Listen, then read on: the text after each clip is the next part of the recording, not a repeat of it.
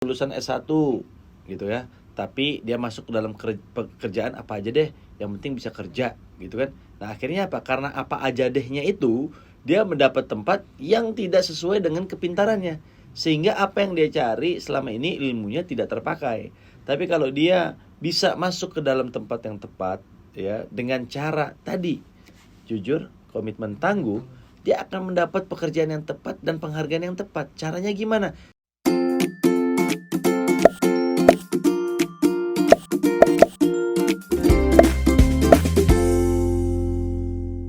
Saya emang Novel Saleh Hilabi. Ya, Novel Saleh Hilabi biasa dipanggil dengan Bang Novel. Gitu. Jadi saya itu banyak orang yang manggil Bang Novel. Saya masih muda juga.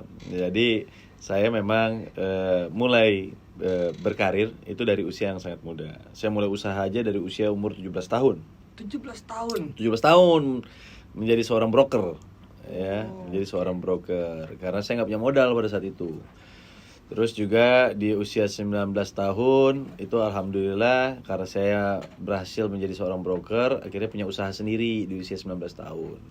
Terus saya masuk dalam organisasi pada saat itu, akhirnya saya berkembang sampai dengan sekarang.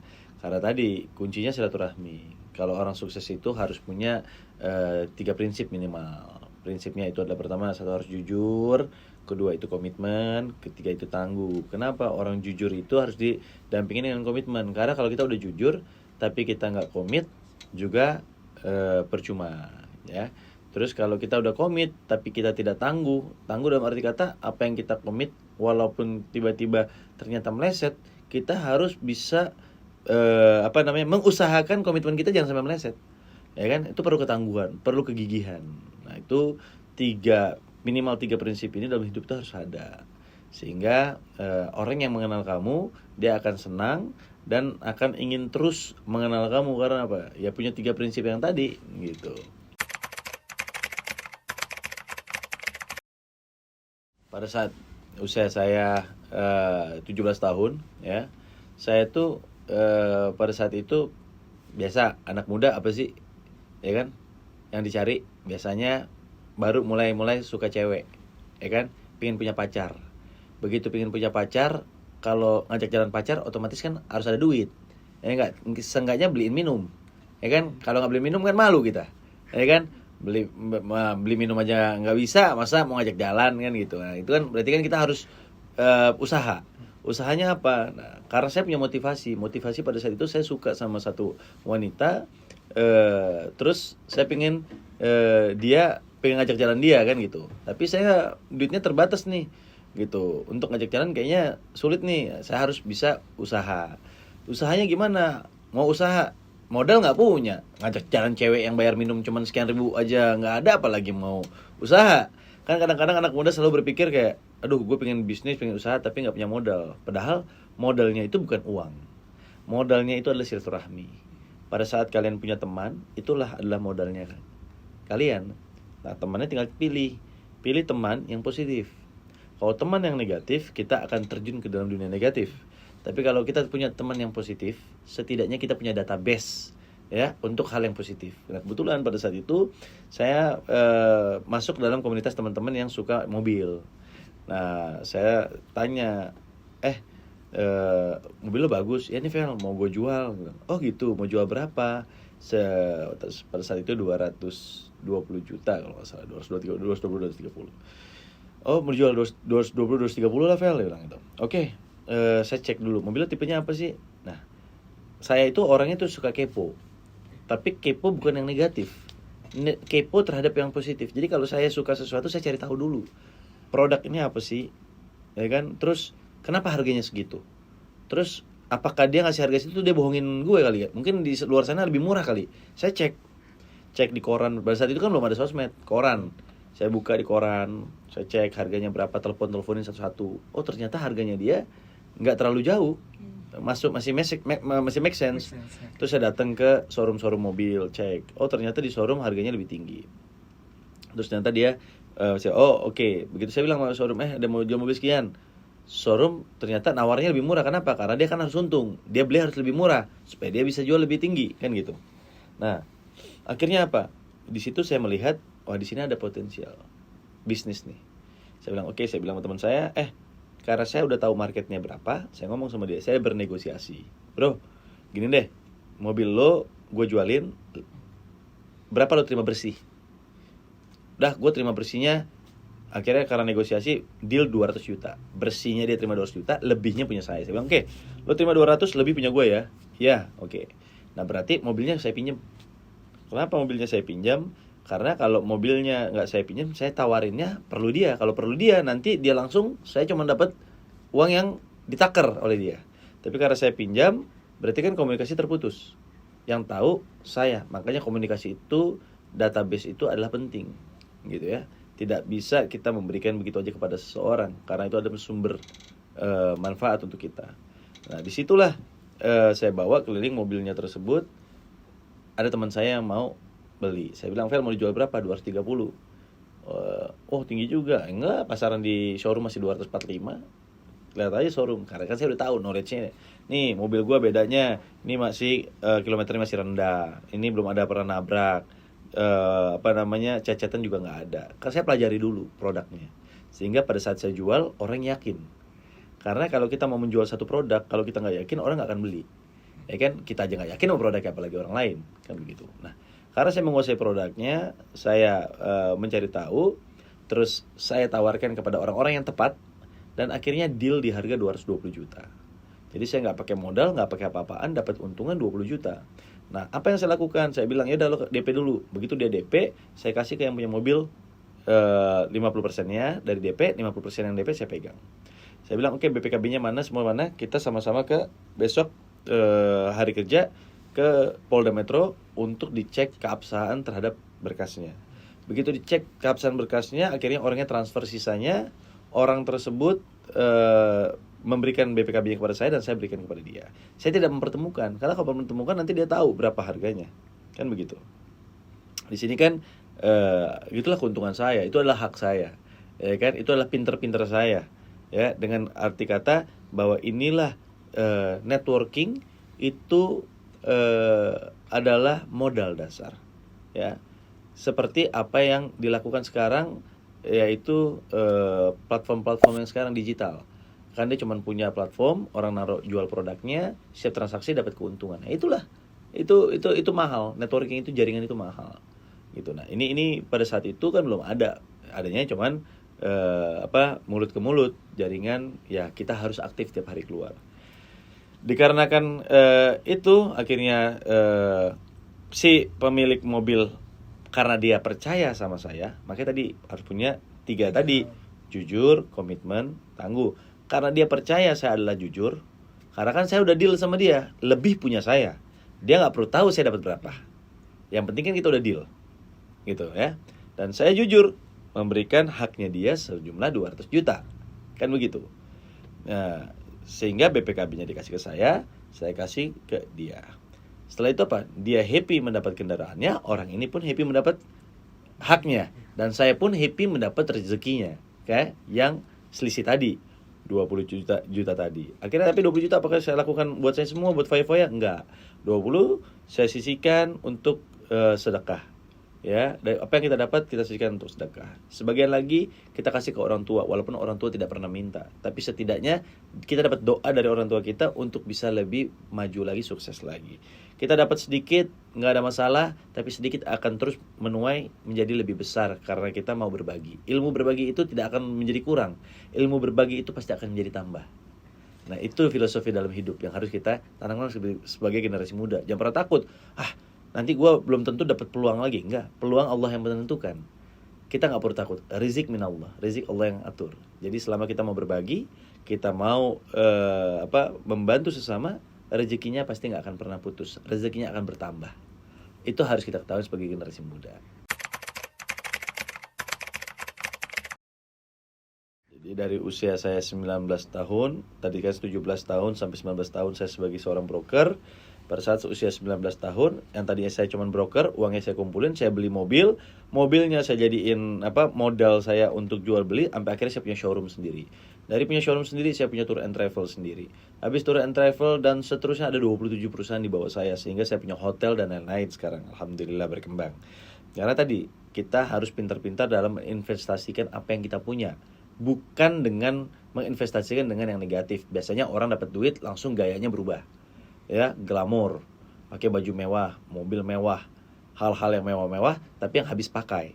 Saya tidak. Tapi apa yang saya punya, saya selalu investasikan yang long term, yang bisa dipakai dengan waktu yang lama, ya kan? Makanya saya nggak pernah pakai hal-hal yang mewah-mewah dalam diri saya, gitu ya. Saya pakai yang ya memang sepantasnya bisa dipakai aja, gitu. Yang penting apa yang saya punya, saya investasikan untuk bisa mempekerjakan orang banyak. Intinya itu, kita punya segala sesuatu jangan untuk pribadi lagi. Investasikan, buka lapangan pekerjaan, membantu orang banyak, rezekinya akan bertambah.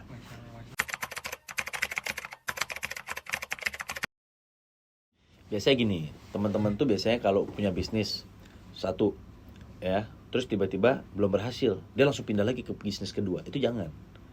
Karena apa? Bisnis ke satu yang kalian yakinkan bahwa dia akan sukses, kalian harus sabar. Sabar sampai dia sukses, baru kalian cari bisnis lagi yang lain. Yang ini harus berjalan, nggak boleh habis. Contoh kayak saya, pada saat saya dulu bisnis mobil, ya, mobil lagi bagus-bagusnya, tapi saya bikin mobil ini bisnisnya biar sistem. Saya baru cari orang yang bisa menjalankan bisnis mobil saya. Akhirnya karena ekonomi bisnis mobil pada saat itu lagi kurang bagus, saya mulai lihat peluang bisnis yang lagi bagus. Oh, ternyata tour and travel lagi bagus. Saya masuk dunia tour and travel, tapi mobil tetap saya lakukan. Nah, mobil yang tidak laku, saya sewa-sewain, rentalin. Karena saya punya bisnis tour and travel. Gitu. Saya cari peluang yang sinergi. Gitu. Nah, bisnis tour and travel juga begitu. Begitu dalam jangka waktu yang panjang, bisnis tour and travel sudah mulai termakan dengan masuknya digital. Beli tiket online, semua online, mulai ini berkurang, ya kan? Berarti saya harus punya bisnis yang lainnya. Akhirnya saya belajar menjadi kontraktor, ya kan? Oh, kontraktor kalau mau berkembang harus menjadi developer. Begitu juga seterusnya, ya kan? Saya mempelajari semua dinamika dalam dunia usaha. Dunia usaha itu berkembang sangat cepat. Nah, kita harus bisa membaca peluang. Peluang itu harus kita tangkap. Tapi pada saat kita tangkap peluang yang baru, jangan pernah meninggalkan peluang yang lama. Karena peluang yang lama itu harus di-maintain. Maintain siapa? Kita tidak boleh pelit ilmu, tidak boleh pelit rezeki. Cari orang yang tepat untuk menjalankannya. Sehingga ini tetap termaintain. Karena apa? Walaupun dari sini dapat rezekinya sedikit, dari sini sedikit, tapi kan lama-lama banyak, sini sedikit.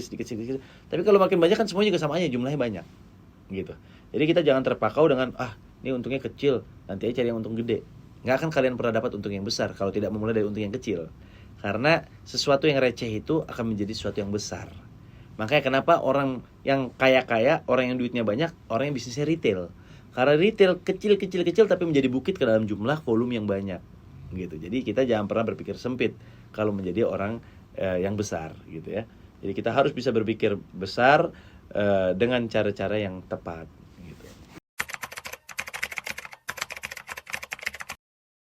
Jadi gini, dalam dunia bisnis itu kayak mata koin, ya. Politik dan bisnis itu saling berdekatan, ya, dan saling beririsan. Karena kenapa? Pada saat kamu mau melakukan satu bisnis A, pasti ada satu kebijakan dalam dunia politik yang kira-kira tidak sejalan dengan bisnis yang lagi berkembang. Nah, ini kita perlu masuk ke dalam sistemnya supaya apa? Kebijakan-kebijakan itu dibuat dengan cara yang tepat. Nah, kalau menurut tepat dan tidak tepat kan setiap orang punya sudut pandang yang berbeda-beda. Nah, kalau kita merasa sudut pandang orang yang lagi menjalankan roda perekonomian melalui dunia politik kurang tepat, kita harus masuk ke dalam sistemnya untuk merubah menjadi yang tepat menurut sudut pandang kita, tapi bermanfaat untuk secara umum, gitu ya. Bukan hanya untuk kepentingan pribadi, tapi untuk umum, gitu ya. Nah, ini kita masuk dalam sistemnya. Makanya kenapa saya dari dunia bisnis masuk ke dalam dunia politik.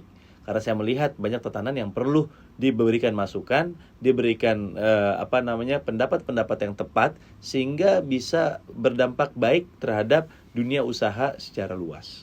Makanya saya masuk dalam dunia politik, gitu ya. Nah, dalam dunia politik kenapa saya usaha dulu? Supaya saya jangan jadi maling. Karena kalau saya perutnya tidak kenyang, belum usaha, belum dagang, belum bisnis, terus saya masuk dalam dunia politik, nanti saya gelap mata akhirnya menjadi maling. Nah, saya tidak mau menjadi maling. Gimana? Saya kenyangkan perut saya dulu dalam dunia usaha supaya saya masuk dalam dunia politik ini. Di sini tempat pengabdian saya untuk bersosial, membantu teman-teman di luar sana yang belum mempunyai kesempatan masuk ke dalam sistem. Nah, jadi saya mewakafkan diri saya untuk melakukan kegiatan-kegiatan politik dengan cara-cara yang sosial, karena saya tidak mengharapkan sesuatu dari sini, karena yang saya harapkan adalah dari bisnis saya dan rizik dari Allah, ya kan? Karena kalau saya mengharapkan dari dunia politik, sumbernya saya rasa pasti akhirnya nggak akan baik. Tapi kalau saya berharapnya karena Allah dan karena hasil usaha dagangan saya, insya Allah dampaknya setidaknya akan lebih baik, gitu ya. Nah, dalam dunia politik ini penting nih anak-anak muda masuk ke dalam sistem ini, supaya teman-teman muda-muda ini kan masih punya sifat idealis, tidak mikirin materi aja, tapi memikirkan sesuatu impact dampak yang baik untuk hal luas. Anak muda itu masih punya sifat idealis. Makanya kenapa saya pengen ngajak anak-anak muda masuk dalam dunia politik, karena semangatnya, ya, idealisnya masih ada, gitu. Nanti kalau udah makin bertambah umur, biasanya kepentingannya akan lebih beda, gitu. Kepentingannya apa? Udah punya keluarga, anak harus makan, istri harus makan. Nah, akhirnya mencari yang short nih, gitu. Nah, bukan berarti nggak banyak juga anak-anak muda yang salah jalan, ada juga. Jadi dalam dunia berpolitik itu kita harus mempunyai guru yang tepat, mempunyai mentor yang tepat, sehingga langkah-langkah kita tidak salah jalan dan tidak gelap mata. Karena dalam dunia politik ini semuanya ada di situ, ya. Bisa orang jadi salah jalan gelap mata, bisa juga orang sukses, ya, dengan cara yang baik. Nah, tinggal bagaimana kita saat memilihnya, gitu. Makanya saya dari dunia usaha matangkan dulu, saya terjun dalam dunia politik untuk bisa merubah menjadi lebih baik. Makanya kenapa saya sampai sekarang fokus di dalam dunia politik, gitu.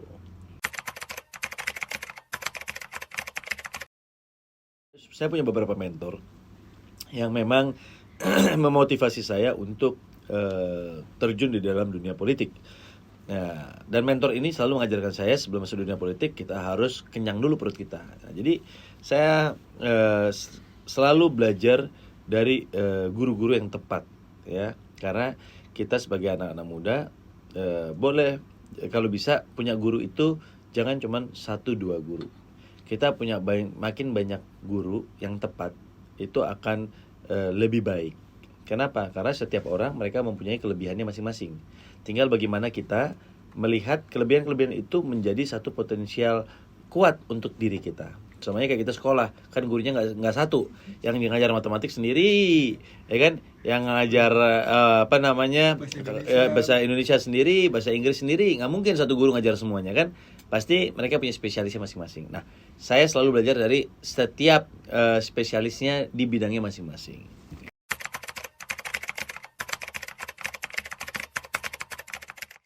Saya masuk di dunia politik itu kalau partai, itu saya di Partai Golkar. Kenapa di Golkar? Saya melihat Golkar ini mempunyai irisan dengan apa yang saya gelutin. Karena banyak di dalam Golkar itu teman-teman saya yang memang backgroundnya dari dunia usaha, ya, dan juga dunia profesional. Nah, jadi saya masuk dalam Golkar, golongan karya, yang dimana orang yang di sini fokus dalam karya kekaryaan, ya. Dia tidak berbicara segmented dalam hal-hal lain, tapi dia berbicara secara luas. Karya ini kan luas. Orang punya karya macam-macam, karya di bidang usaha, karya di bidang profesional, ya, karya di bidang agama, di mana-mana ada, gitu. Golkar itu punya semuanya, ya. Jadi tidak pernah membatasi karya kekaryaan yang dimiliki potensial setiap manusia hidup. Nah, disinilah yang menjadi ketertarikan saya untuk masuk dalam Partai Golkar, sehingga saya mendalami politik saya melalui Partai Golkar, dan insya Allah saya maju menjadi caleg, ya, calon legislatif untuk DPR RI. Wilayahnya itu Kota Bekasi dan Depok. Saya mewakili Kota Bekasi dan Depok. Nah, disinilah apa yang saya lakukan. Bagaimana bisa bermanfaat untuk masyarakat banyak. Teman-teman anak-anak muda yang tadinya belum bisa usaha, mungkin mereka bisa termotivasi untuk menjadi pengusaha. Yang belum bekerja bisa termotivasi bagaimana mencari kerjaan yang tepat, ya kan? Karena mereka punya keahlian yang tepat. Jika bekerja di tempat yang tepat, dia akan dihargai dengan penghargaan yang tepat. Tapi kalau dia punya kehebatan, kepintaran, di tempat kerja yang tidak tepat, pasti dia tidak akan dihargain dengan apa yang mereka punya. Contohnya misalkan ada orang lulusan S1 gitu ya, tapi dia masuk ke dalam pekerjaan apa aja deh, yang penting bisa kerja gitu kan. Nah akhirnya apa? Karena apa aja dehnya itu, dia mendapat tempat yang tidak sesuai dengan kepintarannya, sehingga apa yang dia cari selama ini ilmunya tidak terpakai. Tapi kalau dia bisa masuk ke dalam tempat yang tepat ya, dengan cara tadi jujur, komitmen, tangguh, dia akan mendapat pekerjaan yang tepat dan penghargaan yang tepat. Caranya gimana? Caranya tadi, kita dikasih kepintaran, kita dikasih kehidupan untuk bersilaturahmi. Apalagi silaturahmi sekarang nih cepat sekali dengan sosmed. Bisa mencari tempat pekerjaan yang tepat. Misalnya saya jago dalam membuat digital marketing misalkan. Saya mencari platform-platform digital marketing yang ada, orang-orang yang butuh hire digital marketing. Saya membuktikan kepada perusahaan tersebut bahwa saya adalah orang yang tepat untuk bisa mengelola digital marketing di perusahaan tersebut. Gitu ya. Dengan cara saya nggak cuman seperti robot datang tapi dapat perintah untuk menjalankan, saya terus saya jalankan, enggak, tapi saya memberikan satu gagasan. Kalau saya diterima dikerja di sini, saya akan melakukan ini. Saya udah bikinin tuh. Bahkan saya udah capture dulu perusahaan itu. Perusahaan itu saya capture, ya kan, terus saya bikinin business planningnya, terus strategic planning untuk digital marketingnya saya bikinin. Oh, yang saya harus buat ternyata dia belum punya Instagram saya harus buat. Karakter Instagram yang bagus menurut saya seperti ini. Kenapa seperti ini? Karena marketnya dia ini. Saya bikinin tuh strategic analytiknya, saya bikinin. Setelah itu pada saat nanti saya diwawancara, saya bilang, mohon maaf sebelumnya saya lancang, tapi saya ada akan membuat seperti ini. Ini karya saya yang menurut saya, pandang mata saya ingin seperti ini loh. Bahwa saya bukan orang yang ditanya hanya secara pribadi, tapi saya langsung memberikan solusi kepada perusahaan. Nah, itu yang perlu dilakukan oleh calon-calon pekerja. Nah, yang selama ini tidak pernah dilakukan oleh calon-calon pekerja. Makanya mereka tidak dihargai kelebihannya, karena mereka malu untuk mengeluarkan kelebihan dalam dirinya. Gitu.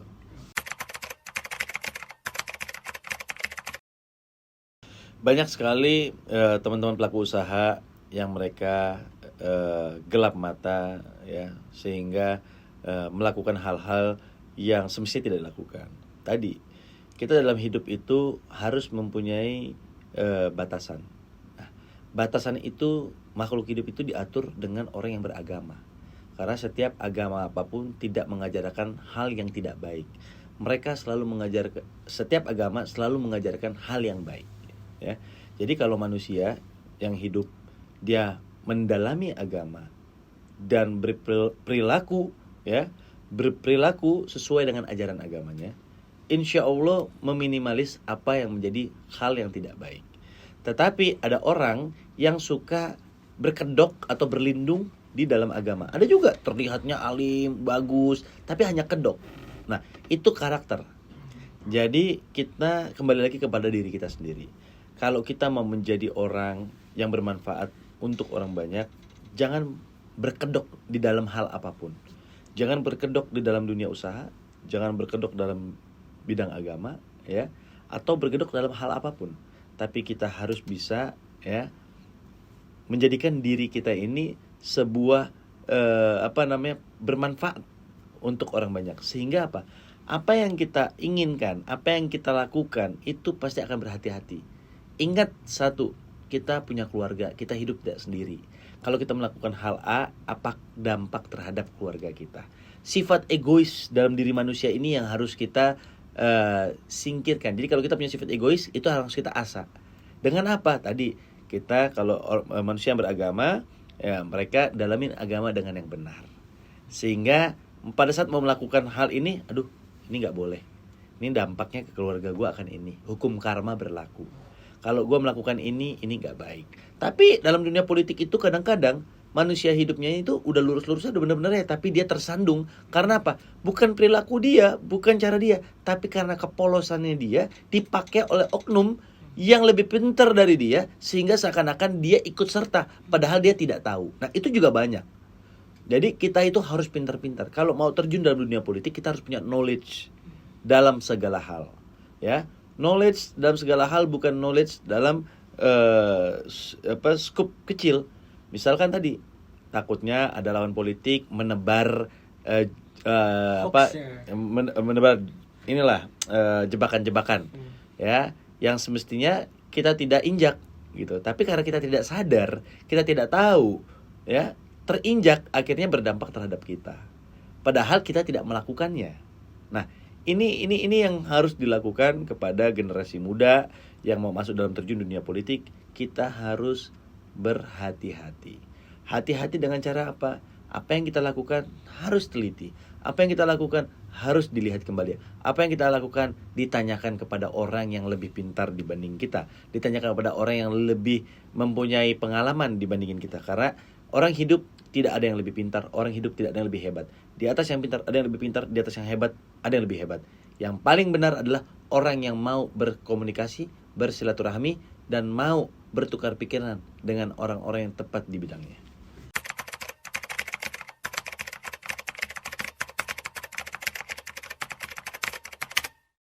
Sebenarnya nggak usah nunggu terpilih. Dari sekarang saya udah bikin satu terobosan-terobosan untuk anak muda. Pertama, saya sudah membuat satu komunitas yang namanya Novel Network. Novel Network itu singkatan dari New Opportunity from Every Learning. Jadi setiap dari apa yang kita pelajarin selalu ada opportunity baru. Network itu jaringan, di mana tempat kita bersilaturahmi. Untuk di situ bersatu, setiap orang mempunyai kelebihan satu sama lain dan bisa berkomunikasi di situ. Nah, tapi tetap kembali lagi dalam membentuk sebuah organisasi itu tidak mudah juga. Kadang-kadang ada yang aktif, ada yang tidak aktif. Ada yang mereka ini. Nah, ini yang tantangan kita bagaimana mempersatukan bermacam-macam persepsi anak-anak muda, kegiatan-kegiatan. Nah, ini yang kita lagi membuat skema mempersatukan anak-anak muda. Itu yang pertama. Yang kedua, wadah. Saya lagi membuat satu tempat lokasi yang dinamain Creative Hub. Creative Hub ini saya buat namanya Incubate. Inkubasi 8. 8 itu angka 8. Kenapa? Karena 8 itu dia bisa diartikatakan network. Angka 8 itu angka yang tidak putus jaringannya. Karena apa? Karena silaturahmi. Jadi kalau silaturahmi yang tidak terputus, itu darahnya akan terus berjalan dan tidak akan bocor. Ya. Itu inkubasi, menginkubasi, mengajarkan, ya kan, mengguidance orang-orang anak-anak muda sesuai dengan potensialnya masing-masing yang mereka punya. Nah, Novel Network ini sebagai wadah berkumpulnya semua orang-orang hebat, semua anak-anak muda yang mempunyai kelebihan masing-masing, ya, sehingga bisa mengkolaborasikan, mengajarkan, mentransformasi apa yang mereka punya dengan anak-anak muda lainnya yang belum dimiliki. Sehingga ini menjadi aliran darah yang tidak tersumbat. Sehingga mereka bisa memberikan satu knowledge, tukar knowledge, kolaborasi, sehingga menjadi suatu wadah besar yang nantinya dampaknya 5-10 tahun ke depan akan menjadi gerakan movement yang baik. Tapi kalau kita tidak pernah memulai membuat satu komunitas tersebut, tidak akan pernah terjadi hal-hal besar di kemudian hari. Memang sekarang tidak besar, sekarang masih skupnya kecil. Tapi pelan-pelan orang itu udah mulai satu sama lain. Oh, gue komunitas Novel Network. Oh, gue. Nah, pelan-pelan mereka satu dari mulut ke mulut, dari kenal-kenal terbangun, ya, komunitasnya terbangun, pertemuannya, perkumpulannya, terus lama-lama mereka akan menjadi besar dan berdampak terhadap generasi muda. Yang tadinya tidak punya pekerjaan bisa kumpul di situ, bisa punya pekerjaan. Yang tadinya punya kelebihan tapi kelebihannya tidak bisa digunakan, ternyata di situ ada teman yang membutuhkan, bisa dilakukan. Nah, di situ tempat bagaimana mengguidance anak-anak muda untuk berkreasi, ya, berkreasi dari apa yang mereka punya dalam dirinya. Karena manusia hidup, setiap makhluk hidup pasti memiliki kelebihan.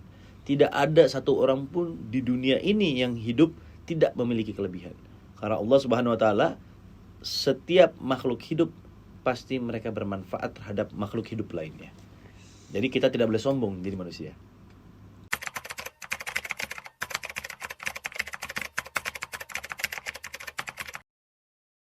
Sebelum saya kasih statement, biar saya tahu juga, saya selain di politik itu saya juga di organisasi asosiasi profesional.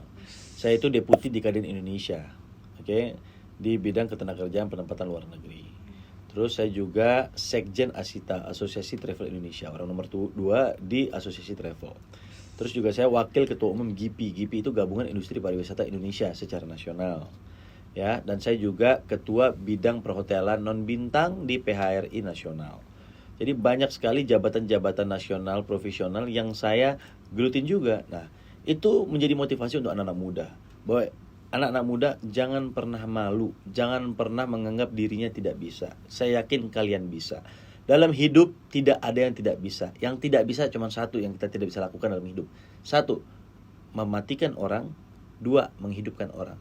2 ini yang kita tidak pernah bisa lakukan karena ini adalah rahasia Allah Subhanahu wa taala. Ya, ini Tuhan yang punya. Tapi hal lain bisa. Buktinya coba dulu, siapa yang pernah berpikir ya, besi bisa terbang? Pernah nggak ada yang berpikir besi bisa terbang? Akhirnya apa? Orang-orang pintar membuat pesawat terbang, besi bisa terbang. Jadi tidak ada yang tidak mungkin di dalam dunia ini, ya. Yang tidak cuma 2 itu aja. Intinya 1, kalian harus mempunyai sifat tangguh dalam hidup.